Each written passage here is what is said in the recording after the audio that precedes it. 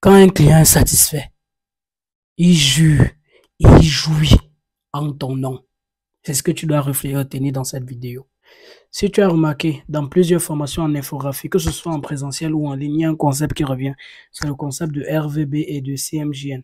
Mais je sais que tu prends toujours ça à la légère. Tu te dis que ce n'est qu'un paramètre de couleur. En fait, je vais te raconter une expérience ici que tu dois tirer beaucoup de leçons de ça. En fait, quelqu'un m'a raconté son histoire, me faisant comprendre qu'il a travaillé avec un client qui compliquait trop. Donc, il designait des flyers, mais à l'impression, ce n'était pas trop ça. La cliente disait toujours que, mais pourquoi quand tu fais tes visuels, quand j'imprime, ce n'est pas trop ça.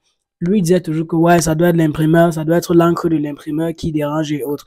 Donc, la cliente était habituée que, ouais, je vais faire comment pour mon imprimeur là. Donc, elle savait qu'il y avait un problème. Le designer, lui, il avait déjà renvoyé la faute sur l'imprimeur.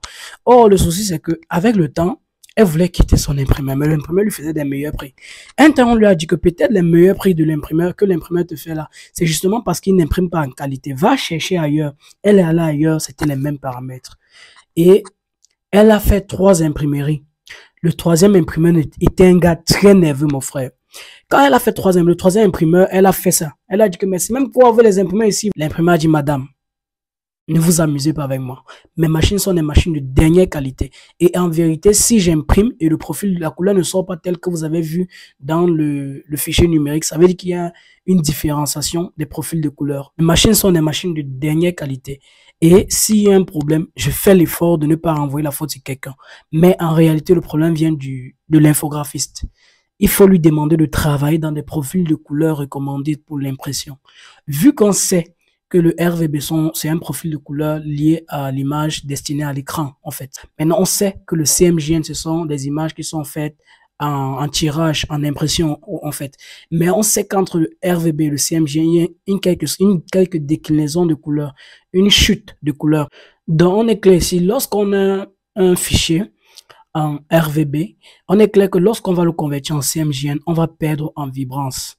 Or, la cliente, c'est cette vibrance-là qu'elle remarque. Donc, ce fichier numérique a une densité de coloration élevée. Maintenant, le fichier imprimé a une perte de vibrance. Elle s'est dit, si seulement on pouvait imprimer mon fichier numérique, ça sortait tel que je vois sur le papier-ci. Ça devait être magique. L'imprimeur a dit, comme vous m'accusez là, on va faire une expérience. L'imprimeur est allé dans son Photoshop, travailler un fichier en RVB, travailler un fichier en CMJN, imprimer les deux. En imprimant en CMJN, le truc est sorti net comme elle a vu sur l'ordinateur, mais en imprimant en RVB, elle a vu qu'il y a une perte de vibrance. Elle a donc compris que le problème n'était pas les imprimeurs qu'elle a déjà changés et autres. Le problème était à son infographiste. Donc, elle est retournée voir le gars que, mon frère, apparemment, le problème vient de toi, de chez toi, en fait. Parce que l'imprimeur m'a montré exactement le souci. Le souci, c'est que tu as un problème dans les paramètres de ta machine. Tu connais toi les infographistes. Mais comment vous apprenez mon travail? Vous m'apprenez mon travail? Il a commencé à bavader. Et la dame lui a dit que mon frère, j'ai lancé une campagne. Mais les fichiers numériques sont plus waouh que les fichiers imprimés. Je viens vers toi parce que j'ai moi-même cherché, j'ai fait des investigations et j'ai trouvé le problème. Toi, tu commences à t'affoler.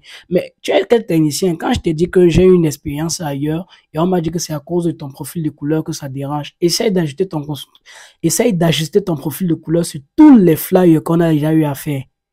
Et tu me les renvoies maintenant en PDF, je vais imprimer. Le gars s'est vu dans tous les projets qu'il a déjà eu à faire avec la dame. Il a vu qu'il doit entrer dans tous ces projets, convertir le mode de couleur, rehausser la vibrance dans le cas où il y a perte et réexporter en CMJN. Tous ces fichiers-là, il a dit que je ne peux pas. La dame a dit, comment tu ne peux pas? Tu es conscient que depuis 6 mois qu'on travaille ensemble, on a ce problème-là. Quand tu fais le flyer, c'est bien beau. Mais quand j'imprime, ça ne sort pas clair avec toutes les qualités de couleur que je voulais. Maintenant, je viens vers toi, j'ai dit que les imprimeurs ont dit que c'est toi qui doit modifier. Tu t'affoles comment? Il a commencé à s'affoler. Et tu connais les infographistes, il était sur pression aussi sur d'autres projets, donc il n'avait pas le temps. Mais ça a commencé les problèmes. La dame lui a donc dit, je veux mes fichiers sources. Donc, le fameux problème des fichiers sources a refait surface. Le gars dit, les fichiers sources, non, c'était pas ça dans le début. Les problèmes ont commencé. Elle a commencé à dire, oh, je vais t'apporter la convocation, je vais te convoquer au commissariat, je veux mes fichiers sources. C'était les tiraillements ici et là. Tiraillements ici et là. Et la dame a d'abord appelé tous les contacts qu'elle avait mis avec l'infographiste. Elle a dit, mon petit là, ne travaillez plus avec lui. c'est bloqué. C'est un malhonnête. Tu sais qu'il ne me livrait pas tous mes fichiers comme il se devait. Maintenant, je lui demande de modifier, il me demande que je paye encore. Et comme je ne peux plus payer, je lui demande les fichiers sources, il me dit que je dois payer plus cher. Donc, elle a d'abord fait comprendre à tous ceux avec qui elle a mis la contact, le graphiste, que ne travaillez plus avec le petit là. C'est un gars qui n'a pas une bonne intention. Il ne connaît même pas gérer la clientèle. Donc, arrêtez de travailler avec lui. Ça, c'est la première chose.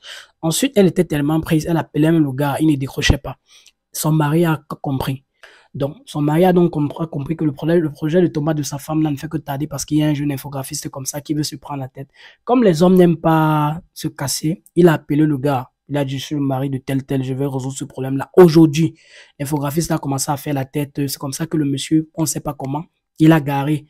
Et on a récupéré l'infographiste, on l'a convoqué. Donc, d'après ce que lui m'a dit, ils ont trouvé comme entente qu'il va reconcevoir tous les travaux de la dame.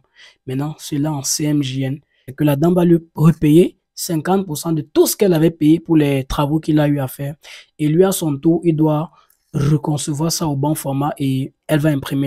Ce qu'on va comprendre dans cette situation, c'est que à chaque situation, tu as des expériences. Et il y a plusieurs éléments qui ont été soulevés ici.